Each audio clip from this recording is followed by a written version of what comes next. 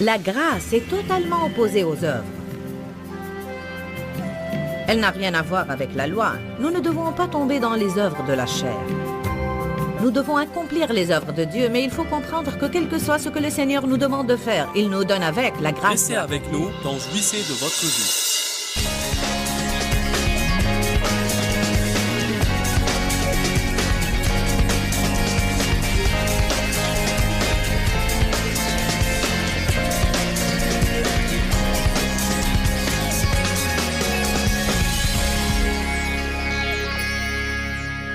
Notre message est intitulé « Ne gaspille pas ta grâce ». Ne gaspille pas ta grâce. Je crois que beaucoup de personnes ne comprennent pas la grâce. Pour de longues années, je ne comprenais pas la grâce. J'ai appris que la grâce est une faveur non méritée. Un acte de bonté de Dieu. Mais je ne savais pas que la grâce était une force. La grâce est la force du Saint-Esprit qui vient dans nos vies pour rendre possible ce qui nous était impossible sans elle. Ou bien c'est la force de Dieu qui vient dans nos vies pour nous aider à faire aisément ce que nous avions du mal à faire. Combien d'entre vous pensent à l'instant à une situation déterminée qui leur donne du fil à retordre? Combien pensent à une personne qu'ils ont du mal à accepter? On en parlera plus tard.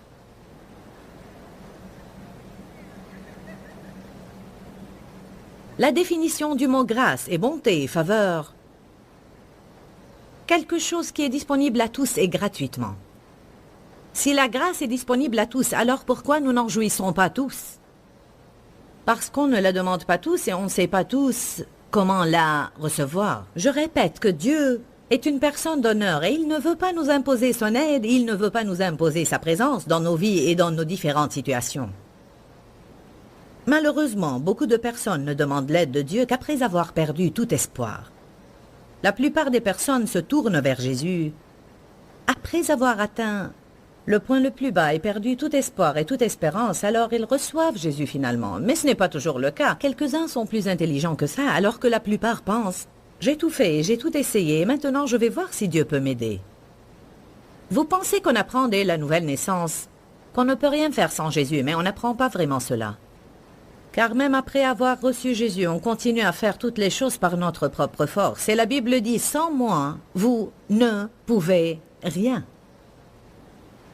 Jean 15,5, s'il y a jamais leçon que nous avons à apprendre, c'est la suivante. Sans moi, vous ne pouvez rien.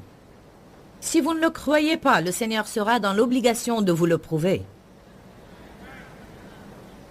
Amen. En fait, je vous dis maintenant que si le croyant ne fait pas confiance à Dieu, alors très peu de choses réussiront dans sa vie.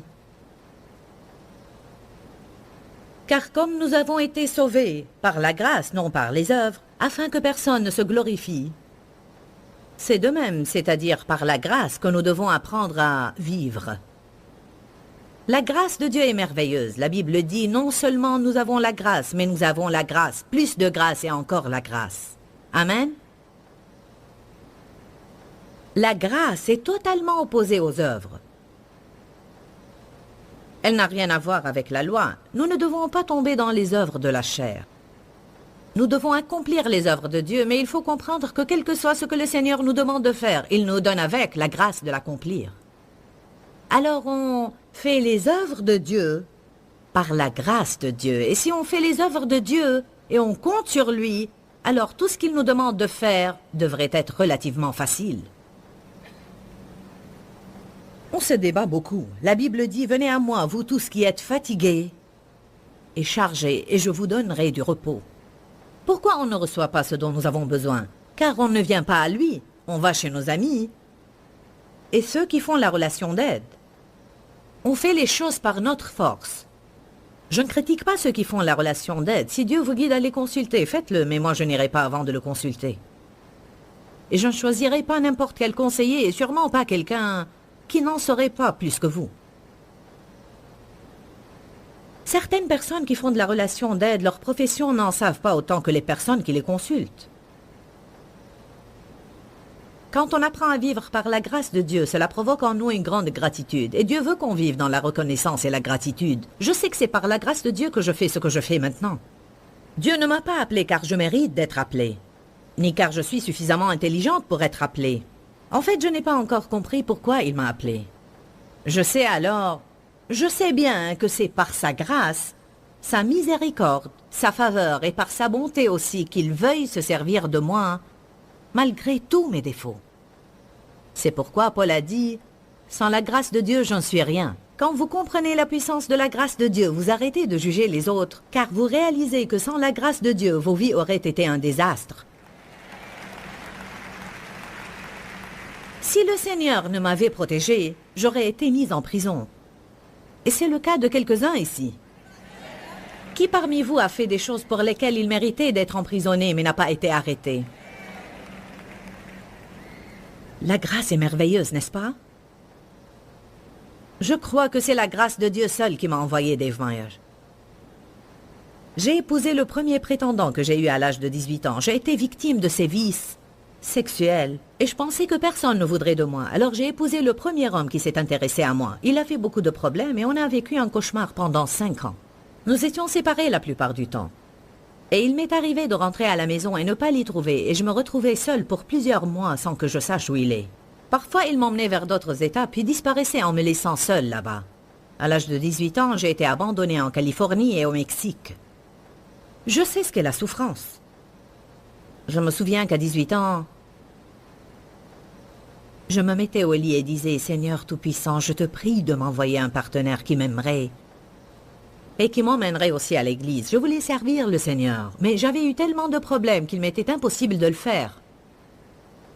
Mais le Seigneur Tout-Puissant, dans sa souveraineté, et d'une manière divine et surnaturelle, m'a envoyé Dave Meyer et a mis mon amour dans son cœur, et cela immédiatement, et sans aucune stimulation.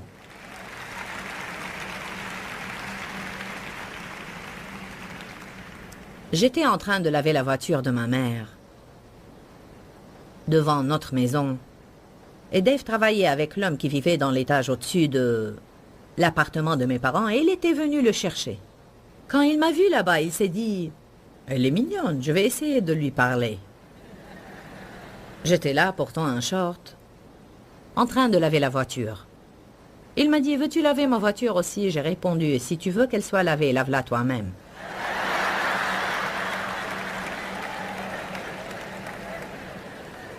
Ça faisait des mois qu'il priait pour avoir une épouse. Il sortait avec 3 jeunes filles. Il voulait simplement se marier. Il était prêt à s'installer et prier pour avoir une épouse. Il disait « Seigneur, je veux qu'elle soit quelqu'un qui a besoin d'aide. » Et il a dit que quand je lui ai répondu de cette manière « Si tu veux que ta voiture soit lavée, lave-la toi-même », l'idée lui vint immédiatement à la tête. C'est exactement la fille que je veux.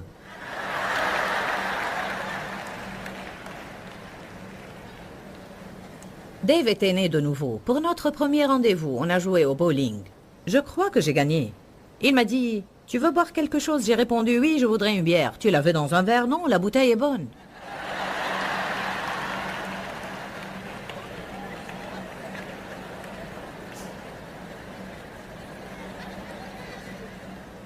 Et il a dit que le temps qu'il m'emmène chez moi ce soir-là, il était sûr qu'il voulait m'épouser.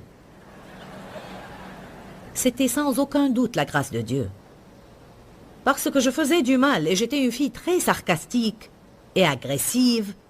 Je veux dire que je n'étais pas aimante du tout, alors c'était vraiment surnaturel, la grâce de Dieu. En fait, quand la faveur de Dieu vient sur vous, le Seigneur peut pousser les gens à vous vouloir et à vous aimer même quand vous êtes indésirable.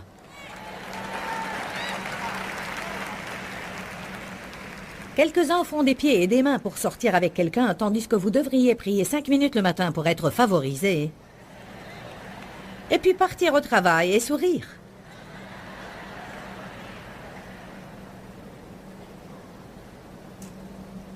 Quand on vit dans la grâce de Dieu, on devient reconnaissant. Ça fait 35 ans que je suis mariée avec Dave et je remercie toujours le Seigneur pour lui.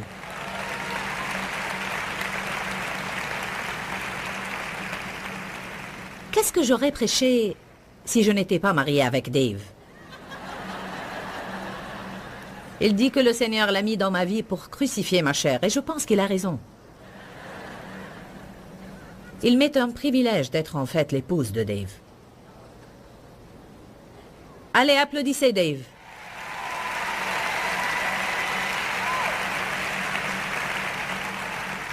Je veux vous dire qu'il y a une mesure de grâce donnée à chaque personne sur Terre. On peut dire pour certaines choses qu'on a tous la même mesure de grâce, mais pour d'autres non. Alors il y a de différentes mesures de grâce données à chacun. L'important c'est qu'on a tout ce dont on a besoin.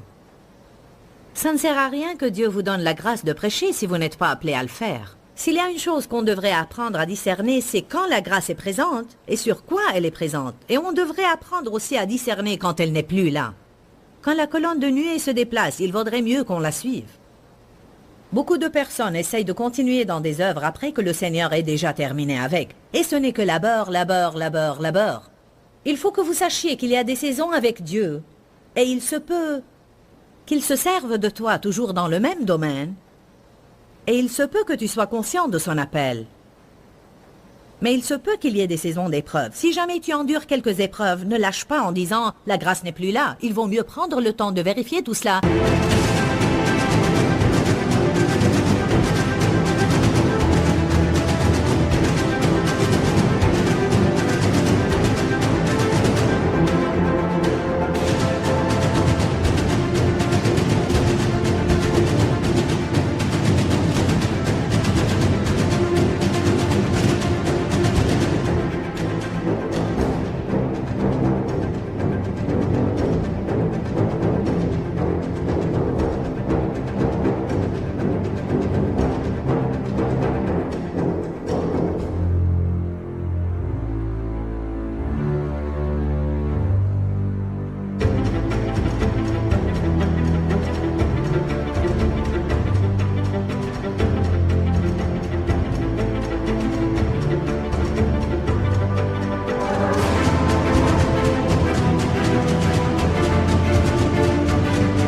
Car ça pourrait être ta chair.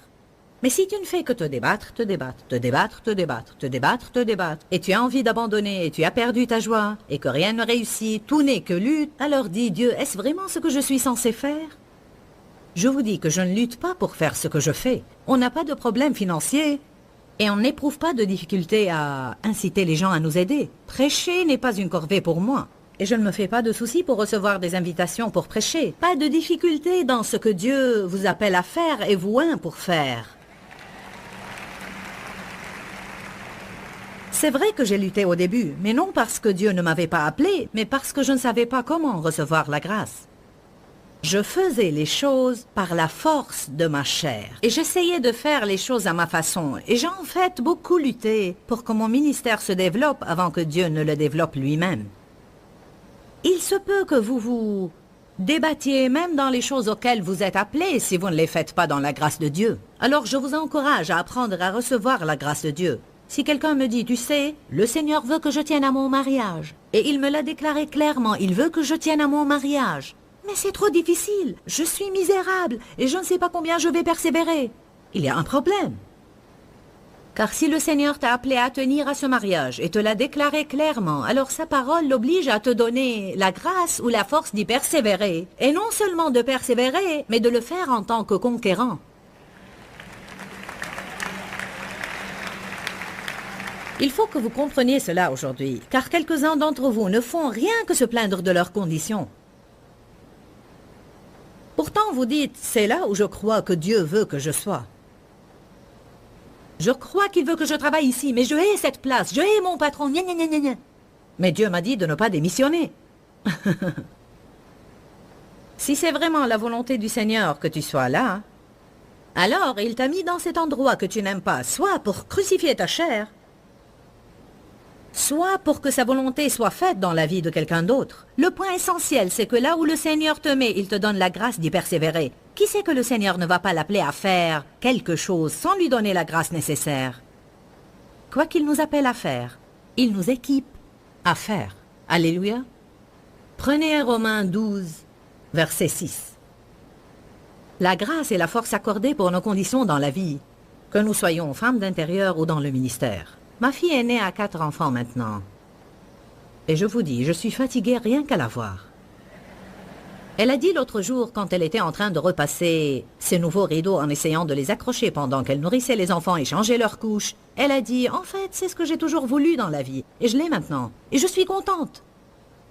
Vous savez, à un moment donné de ma vie, j'avais 4 enfants en bas âge, et j'étais contente, et c'était pour cette saison dans ma vie, mais vous savez, pour être honnête avec vous, j'aime mes petits-enfants, mais je dois prier avant de garder l'un d'eux toute une nuit.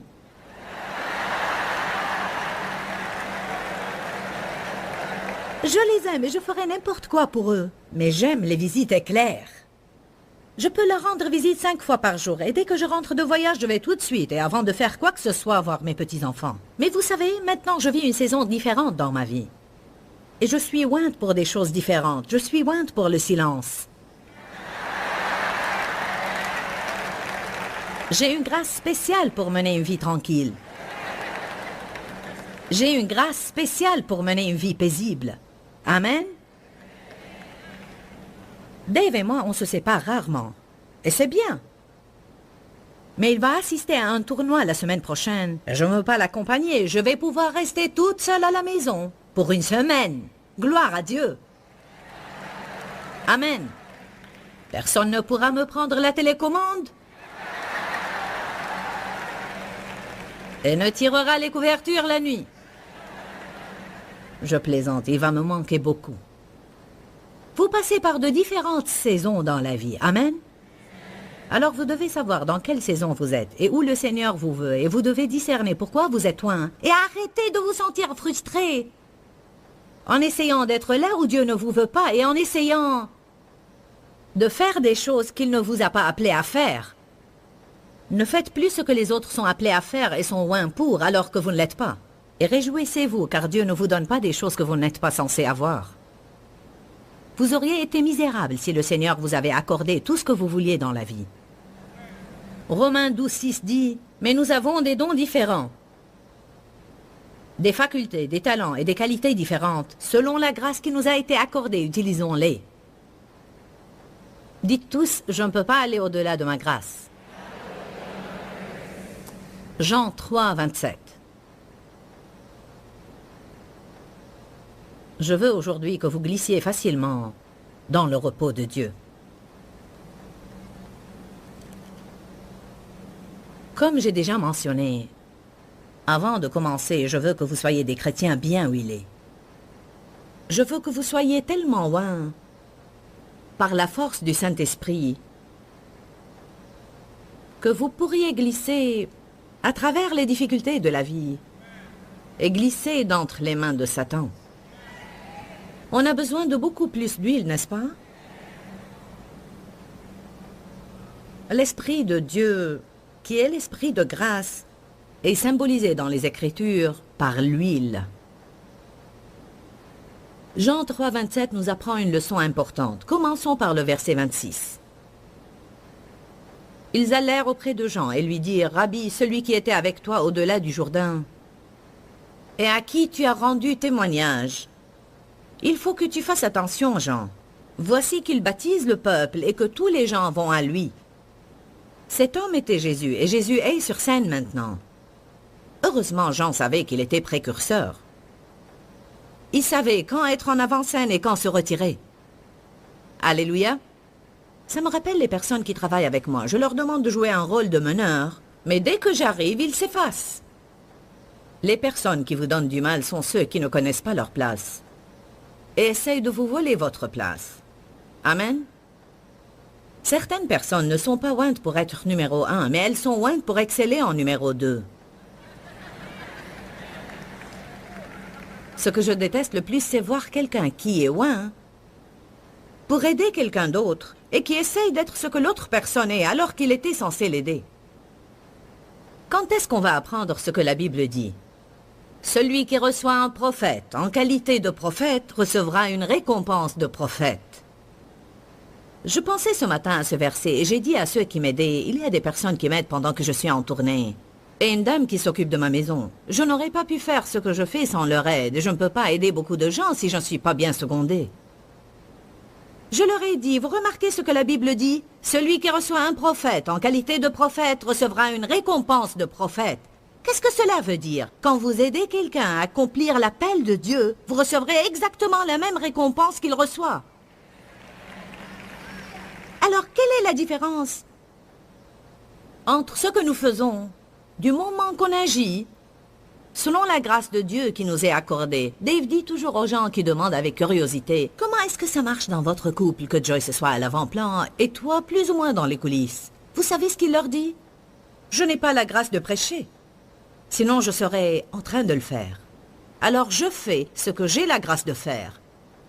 Et mon don aide bien le sien. Et je suis très heureux. Parce que je ne vais pas au-delà de la grâce qui m'a été donnée. Beaucoup de personnes dans cette vie n'ont ni la joie ni la paix, car ils essayent toujours d'être ce qu'ils ne sont pas. J'aimerais voir beaucoup de personnes parmi vous ici et parmi ceux qui nous regardent à la télé arriver à un état de contentement et de satisfaction. Être satisfait ne veut pas dire ne jamais changer, mais ça veut dire être heureux dans ce que vous êtes maintenant. Vous êtes sur la bonne route, mais vous avez décidé de jouir du trajet.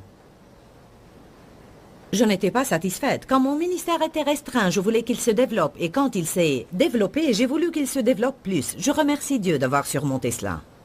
Car je vous dis que rien n'est plus frustrant qu'essayer d'être là où le Seigneur ne veut pas que vous soyez. Si vous faites tout pour parvenir à une certaine position, vous aurez à vous y maintenir. Il est l'auteur et le consommateur de notre foi, mais il n'est pas obligé de maintenir ce qu'il n'a pas commencé. Vous pouvez bâtir la maison, mais la Bible dit « il travaille en vain ». Nous pouvons bâtir, mais nous travaillons, et notre travail ne porte point de fruits.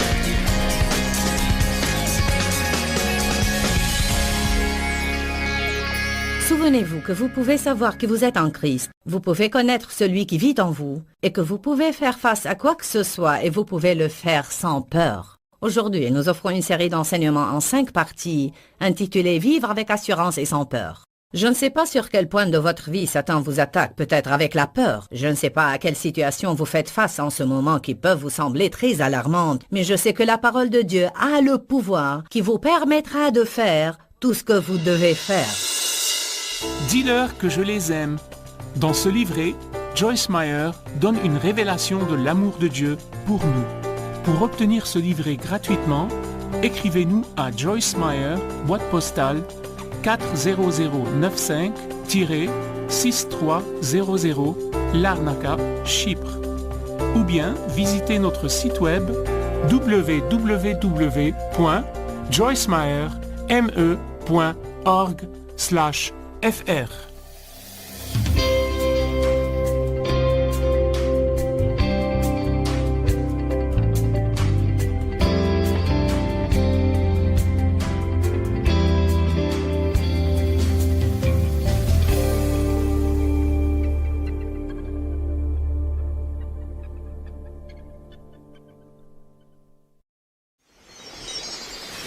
Êtes-vous en train de recevoir quelque chose ce matin?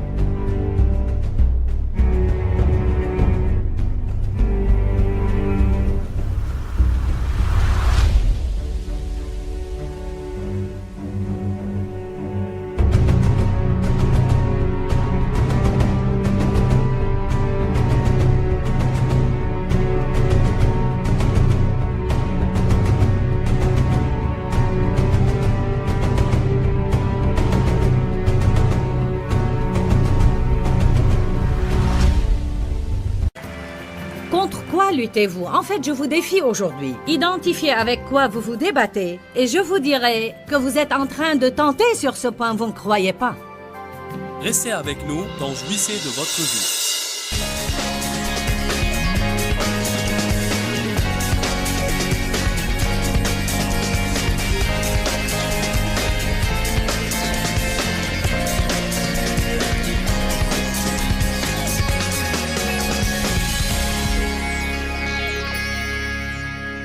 Vous ne pouvez même pas vous occuper de vos problèmes si Dieu ne les oint pas, pour que vous en soyez délivrés. Dans le cas de certaines personnes, Dieu est en train d'essayer d'agir sur leur tempérament, alors qu'eux étudient les finances.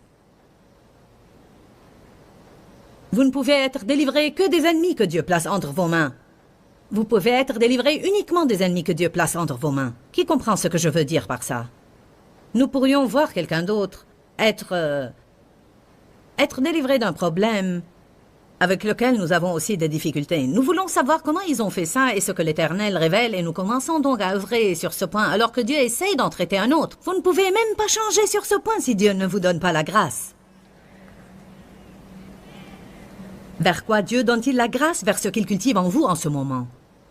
Pour ça ne sert à rien quand Dieu essaye d'agir en vous de dire « c'est trop dur, ce n'est pas le temps approprié, je ne suis pas prêt pour ça ». Parce que si Dieu opère sur vous, vous êtes donc prêt. Peut-être vous ne voulez pas l'être. Mais vous l'êtes. Bon, en tout cas, j'ai lutté en tentant de me changer. Je veux dire, j'ai essayé d'être silencieuse, j'ai essayé d'être soumise, j'ai essayé d'être gentille. Et plus j'essayais, moins ça marchait. Alors j'ai remarqué cette parole dans Jacques 4 et j'ai commencé à recevoir une révélation. Le tout vaut la peine d'être lu. Pourquoi ne commencerons-nous pas par le verset 1? D'où viennent les conflits, les dissensions et les querelles? J'ai eu plein de querelles dans ma vie. Comment les conflits, les querelles et les disputes commencent? Ne viennent-ils pas de vos passions qui combattent dans vos membres? Vous êtes jaloux, vous convoitez ce que les autres ont et vos désirs ne sont pas satisfaits. Vous devenez donc meurtriers parce qu'en ce qui concerne nos cœurs, haïr c'est tuer. Vous brûlez d'envie et de colère, et vous n'êtes pas capable de parvenir à la satisfaction, le contentement et le bonheur que vous cherchez. Donc vous luttez et vous faites la guerre. J'ai reçu une révélation juste ici. Vous n'avez pas parce que vous ne demandez pas. Oula! Ça a changé ma vie parce que je me suis rendu compte que je n'avancerais pas tant que j'essayais d'accomplir beaucoup de choses. Mais ce que je devais faire, c'est céder et demander tout simplement à Dieu. Si la prière est légitime et c'est le moment qu'il a choisi et c'est bien sa volonté, il l'exaucera. Alors je me suis débarrassée d'un grand fardeau quand j'en suis arrivée à ce point-là, parce que j'ai commencé à demander à Dieu tout ce qui me passait par la tête. Et ma foi en lui m'a aidé à savoir tout ce qui est approprié pour moi. L'Éternel m'a dit une fois, « Joyce, je ne te cache jamais rien. Ne pense jamais que quand tu me demandes quelque chose, si tu ne le reçois pas, je te le voile. Parce que vraiment, en fin de compte, il y a quelque chose que je sais serait mieux pour toi, et ce n'est pas encore le moment juste dans ta vie. Donc nous devons mettre notre foi en Dieu. Ceux qui ont cru entrent vraiment dans le repos de Dieu. Vous ne jouirez pas de votre vie si vous ne vous en remettez pas à Dieu, car vous essayez de trouver quelque chose d'autre. Vous essayez toujours de faire de sorte que quelque chose se passe. Vous n'appréciez pas où vous êtes si vous essayez tout le temps de parvenir là où vous n'êtes pas encore. Entendons un grand amen de vous tous. L'Écriture dit, ou bien vous les demandez, mais vos motivations sont fausses. Parfois nous demandons des choses et nos raisons sont incorrectes. Mais la plupart du temps, nous ne savons pas que nos motivations sont incorrectes. Nous devons laisser Dieu travailler. Verset 4. Vous êtes comme des femmes infidèles, ayant des liaisons illicites avec le monde et rompant leurs vœux de mariage à Dieu. Ne savez-vous pas que l'amour du monde est inimitié contre Dieu, ainsi quiconque voulant être un ami du monde prend sa position comme un ennemi de Dieu? Croyez-vous que l'Écriture parle en vain qui dit « C'est avec jalousie que Dieu chérit l'Esprit qu'il a fait habiter en nous. Il désire intensément être accueilli avec un amour jaloux. » Regardez le verset 6. « Il accorde au contraire de plus en plus de grâce. » Et je remercie Dieu pour cette version amplifiée parce qu'elle dit « C'est le pouvoir de l'Esprit Saint de contrer complètement cette tendance perverse ainsi que toutes les autres. » Là, ma propre marche chrétienne a changé. Dieu utilise différentes choses pour parler aux gens dissemblables. Je ne sais pas si ça va frapper chacun d'entre vous comme ça m'a frappé, mais j'ai réalisé juste là que la grâce était plus que faveur imméritée et surnaturelle. La grâce était le pouvoir. C'était le pouvoir de l'Esprit Saint de me changer. Je pouvais avoir non seulement la grâce, mais je pouvais avoir la grâce et plus de grâce.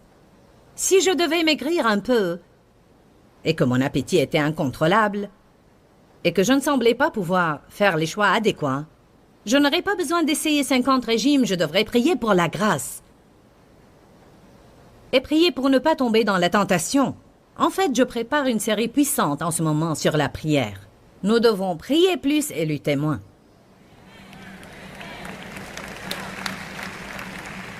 Quand vous priez, Vous envahissez des impossibilités. Le diable dit, c'est impossible, vous n'allez jamais avoir une percée. Quand vous priez, vous invitez la puissance de Dieu dans ces circonstances et Dieu commence à changer ces circonstances. Vous ne possédez pas parce que vous ne demandez pas. J'ai essayé de garder ma bouche fermée, mais je n'ai jamais demandé à Dieu de m'aider. J'ai essayé d'être soumise, mais je n'ai jamais vraiment demandé à Dieu de m'aider à être soumise. J'ai essayé d'être gentille, mais je n'ai jamais demandé à Dieu de m'aider à être gentille. Dieu ne nous permettra pas d'y arriver par nous-mêmes, car si nous y parvenons par nous-mêmes, nous nous attribuerons le mérite. Dieu veut nous changer surnaturellement et souverainement pour qu'il en reçoive la louange.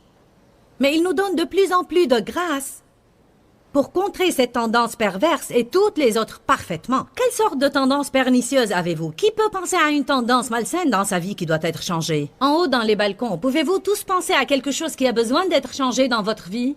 Qui peut témoigner de cela aujourd'hui? Nous essayons, n'est-ce pas? Mon Dieu, j'essaie. Eh bien, j'essaie. Éternel, j'ai fait tout ce que je sais faire. Et que veux-tu, Éternel, que je fasse? Si tu me montres juste quoi faire, je le ferai, Éternel, mais je ne sais que faire. Mais qui vous demande de faire n'importe quoi? Dans Jean chapitre 6, le verset 28, les disciples ont dit à Jésus, « Que devons-nous faire pour accomplir les œuvres de Dieu? Que devons-nous faire pour plaire à Dieu? » Chacun veut savoir ce qu'il faut faire. Et savez-vous ce que Jésus leur a répondu? Il a dit, « L'œuvre de Dieu, c'est que vous croyez en celui qu'il a envoyé. » C'est là votre travail. Le travail d'un croyant, c'est de croire. Que quelqu'un reçoive une révélation.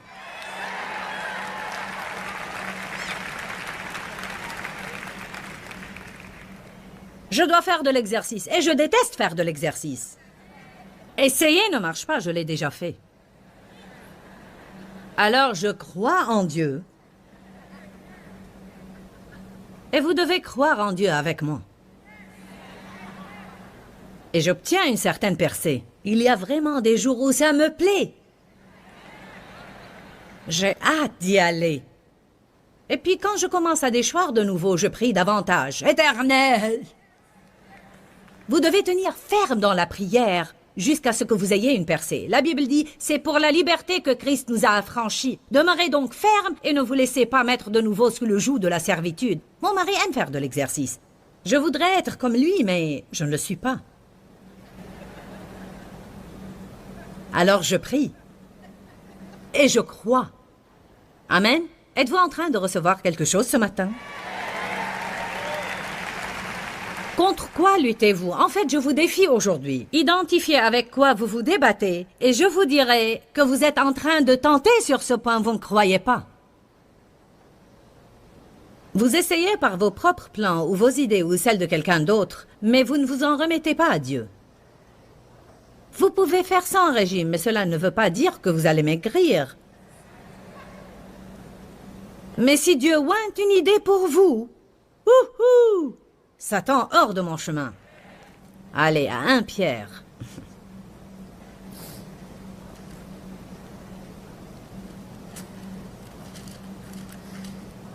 Ne gaspillez pas votre grâce. Waouh! Paul dit, sa grâce envers moi n'a pas été vaine. Je ne contrarie pas la grâce de Dieu. Que veut dire contrarier la grâce de Dieu? Puis-je vous poser une question? Si vous êtes debout là à lutter, et je sais exactement comment faire ce que vous faites, et je pourrais l'accomplir facilement, et je vous dis, permettez-moi de vous aider. Vous rétorquez, non, je fais ça moi-même.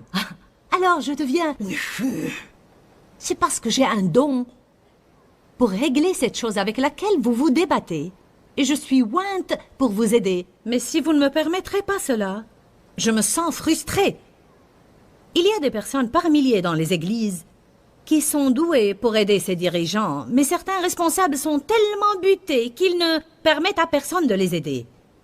Ce qui fait que le responsable est frustré ainsi que les personnes et leurs dons. Quand apprendrons-nous que l'aide dont nous avons besoin est disponible, mais que nous devons nous revêtir d'humilité et demander? Jésus a dit, si quelqu'un a soif, qu'il vienne à moi et qu'il boive. Que signifie cela? Recevoir.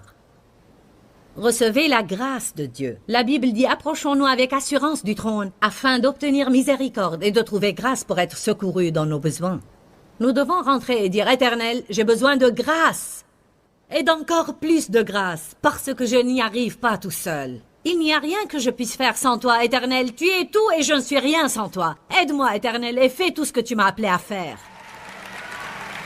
Voilà comment je dirige ce ministère. Vous voulez savoir comment je fais ce que je fais? Je vous dis que je le fais par la grâce de Dieu. La miséricorde de Dieu pousse les gens à vouloir nous financer. C'est Dieu qui le fait. Des petites idées futées n'y parviennent pas. La publicité professionnelle ne l'accomplit pas. Toutes ces choses aident et quand Dieu les oint, on s'en sert. Mais Dieu doit être la source de tout ce que nous faisons ou alors rien ne va marcher.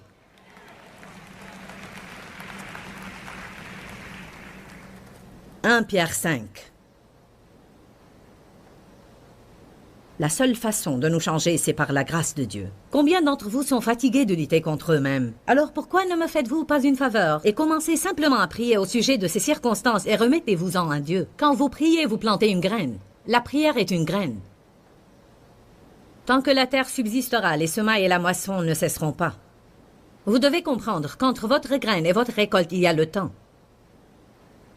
Vous plantez votre graine, vous passez par une période de temps en ayant foi que vous allez avoir une récolte.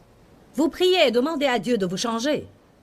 Pour cela, je suggère pendant ce temps de remercier Dieu, même si vous ne voyez aucun changement. Vous croyez que sa force agit en vous. Avez-vous jamais prié pour un parent ou un ami pour les voir par la suite empirer? C'est en fait de très bonnes nouvelles. Pourquoi? Parce que cela signifie que Dieu opère sur eux. Les gens empirent quand Dieu commence à agir sur eux. Vous priez pour avoir de la patience et vous obtenez des opportunités. Vous priez pour pouvoir aimer le haïssable et vous obtenez des opportunités. Alors vous pensez, j'ai prié, Dieu n'est pas à l'œuvre, il y a plus de pression que jamais. Non, il essaie de faire ce que vous lui avez demandé. Gloire à Dieu. Aïe, alléluia.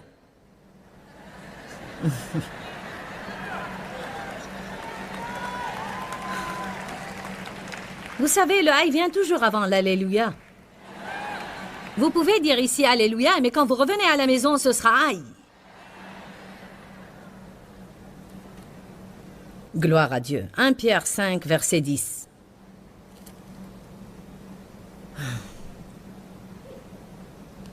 Après que vous aurez souffert un peu de temps, le Dieu de toute grâce, qui transmet toute bénédiction et toute faveur, qui vous a appelé à sa gloire éternelle en Jésus-Christ, vous perfectionnera lui-même et vous accomplira tel que vous devez être. Oh, alléluia! Qui va me perfectionner et m'accomplir tel que je dois être? Le Dieu de toute grâce. Pourquoi dois-je souffrir d'abord? Savez-vous où la souffrance commence? La souffrance commence entre le temps où nous nous rendons compte que nous avons un problème jusqu'à ce que nous nous épuisons à essayer de le résoudre. Et après être parvenus à bout de nos limites, nous nous rendons compte que nous ne pouvons pas y arriver, nous nous en remettons complètement à Dieu, et ensuite nous recevons une percée. Après que vous aurez souffert un peu de temps, le Dieu de toute grâce. Vous voyez, même en vous disant de vous en remettre à Dieu, et bien que vous soyez bien déterminé à le faire, vous allez rentrer chez vous et il y aura quand même une forme de souffrance dans le fait de ne pas céder à la tentation, parce qu'il y a quelque chose dans notre chair qui est si... Et pendant que cette énergie de la chair passe totalement, il y a comme une sorte de souffrance qui survient, parce que vous devez vous retenir pour ne pas vous laisser aller.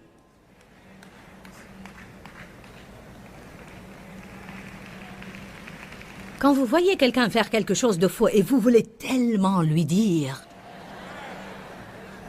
Mais Dieu vous reprend, laisse tomber, laisse-le en paix. Et tu es...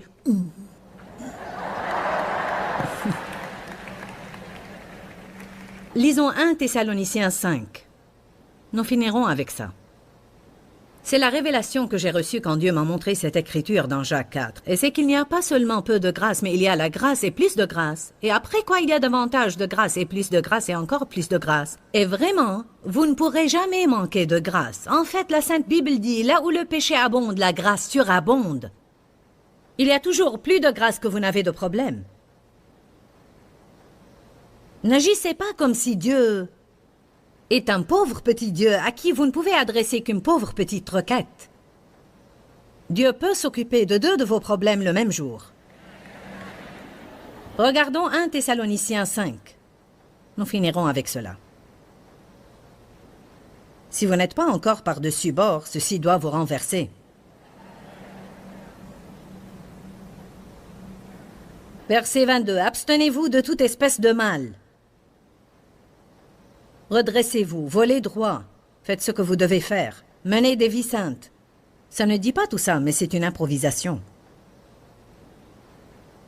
Que le Dieu de paix vous sanctifie lui-même tout entier.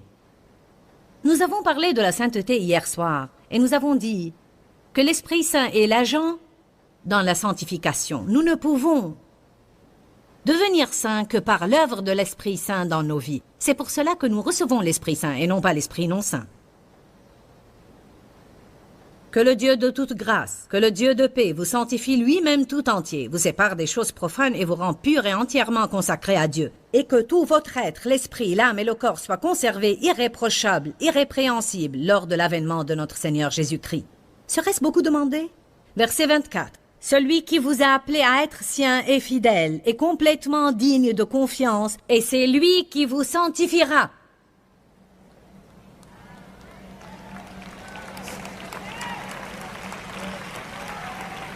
C'est lui-même qui le fera. Il réalisera lui-même son appel. Comprenez-vous ce que je dis aujourd'hui? Vous êtes sauvés, et cela en recevant par la foi la grâce de Dieu. La Bible dit dans Colossiens 2:6, « Ainsi donc, comme vous avez reçu le Seigneur Jésus-Christ, marchez en lui, vivez en lui et réglez vos vies. » Les mêmes circonstances où vous étiez quand vous avez reçu Jésus, c'est dans ces mêmes circonstances que vous êtes chaque jour de votre vie, et c'est dans ces circonstances que vous allez rester. Vous espérez avec votre foi, et vous recevez la grâce de Dieu. Vous savez que vous ne l'avez pas mérité, vous savez que vous ne l'avez pas gagné, et cela suscite en vous un esprit de gratitude. Merci, Éternel. Merci, merci, merci. Merci, Éternel.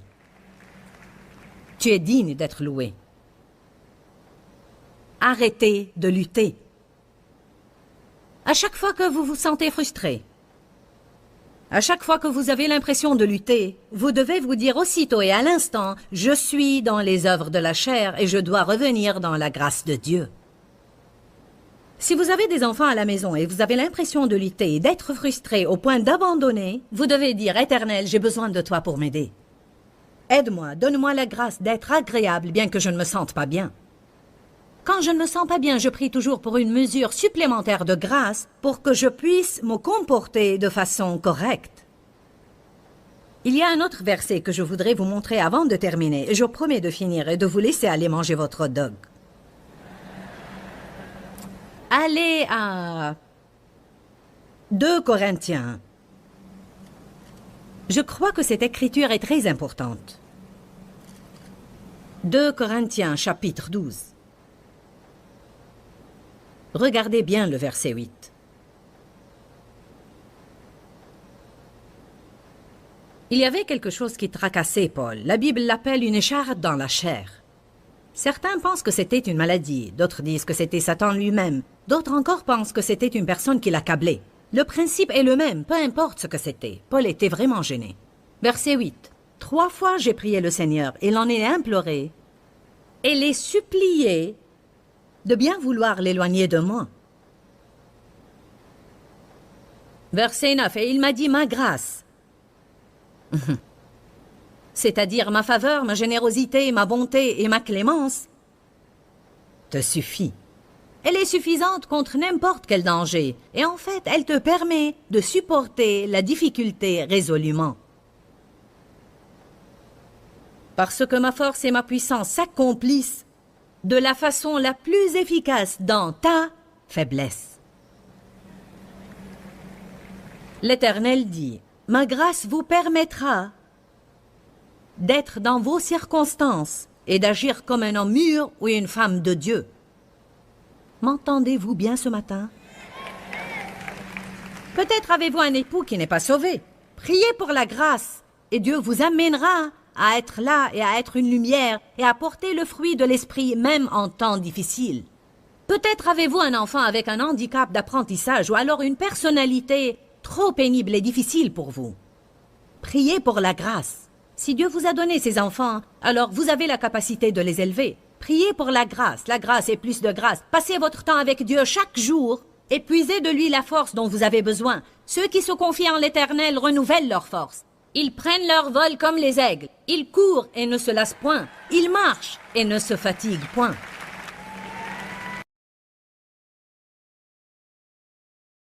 Souvenez-vous que vous pouvez savoir que vous êtes en Christ, vous pouvez connaître celui qui vit en vous, et que vous pouvez faire face à quoi que ce soit et vous pouvez le faire sans peur. Dis-leur que je les aime. Dans ce livret, Joyce Meyer donne une révélation de l'amour de Dieu pour nous. Pour obtenir ce livret gratuitement, écrivez-nous à Joyce Meyer, boîte postale 40095-6300, Larnaca, Chypre. Ou bien visitez notre site web www.joycemeyer.org/fr.